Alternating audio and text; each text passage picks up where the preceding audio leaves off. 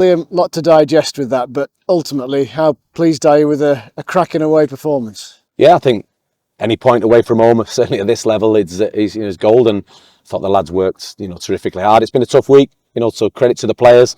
We've had to train in fits and starts at certain places, obviously with the weather, but the information they took in through the week to then come obviously at a really challenging, healthy place. A team who was doing really well in the league and going into the semi-finals. But I thought, for large parts of it, we were really competitive. What does it mean to you in your assessment of the squad that they stuck to the game plan and executed it, well, barring a back heel from Crooks and a finish, very well indeed? Yeah, absolutely. And probably that's the disappointing thing, isn't it? That once you do take the lead off the shape that we wanted to kind of impose ourselves, on the counter, and every goal can be avoided, but I certainly won't deny the commitment and the kind of output that the players that we spoke about before the game to get these positive results, and they did that. Did it feel as though you were weathering a storm at time? I think you do in most games in the Championship, or at certain levels. You've got to make sure when it's your bit of pressure and your actions within the game that you clean with them, and it's something we're improving on daily. And then obviously when you've got to defend, you've got to make sure you enjoy the position you're in and the actions that you've got to meet in whichever lanes that you're meeting, and enjoy the challenge. So we I think the game probably panned out the way we thought it would have done. Just disappointing, obviously, with the goal to concede. Overall, how much do you perhaps view the point and the performance as a yardstick or a starting point for all future away trips?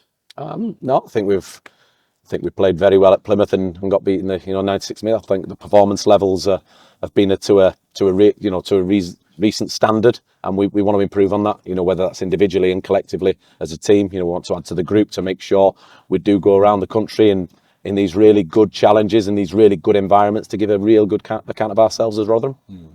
Well, speaking of bodies, you get Peter Kioso back and Cohen Bramall. What's happened there?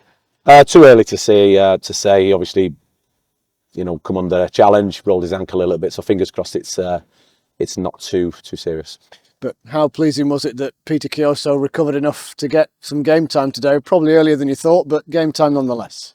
Yes, just as important as anybody, isn't he? He's important in the squad, as all the players are. Lads who are coming back from injury. Hopefully, lads coming through the door within the window. It'll be very important, and everybody's the same. Shed any light on that? Is there any progress with regard to incomings then? Again, just same. We're trying to work hard. The departments are trying to function the best we can to make the best decisions going forward. So, fingers crossed we can.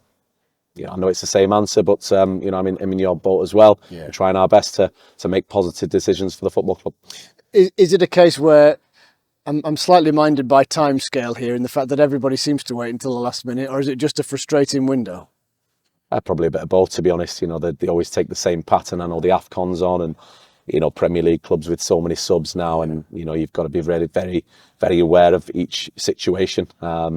It's frustrating at times, for myself, for the group, and for the club, I'm sure. But I'm sure there's another 90 plus clubs in the same boat as we are.